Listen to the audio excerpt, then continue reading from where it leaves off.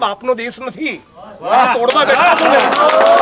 અને આવી ને આવી પરિસ્થિતિ ઠાકોર સમાજની કરી છે સુભાષ બ્રિજ, બરાબર. ત્યાં તો લગ્નનો માંડવો તોડી નાખ્યો. લગ્નના દિવસે, જે દિવસે વરઘોડો આવવાનો હતો, હું લાલજીભાઈ બંને ગયા હતા, એ દિવસે આખો માંડવો તોડી નાખ્યો. અત્યારે જઈને તમે પૂછો તો હજી સુધી ત્યાં કોઈ કામ ચાલુ કર્યું નથી. અને તમારે કંઈ કામ 1 વર્ષ સુધી શરૂ નહોતું કરવાનું, તો કોઈકની બારાત આવેલી હોય, કોઈની જાન આવી હોય, એનું કેટલું અપમાન તમે કરો છો. એટલે એ ત્યાં નવરા કરી કાઢ્યા.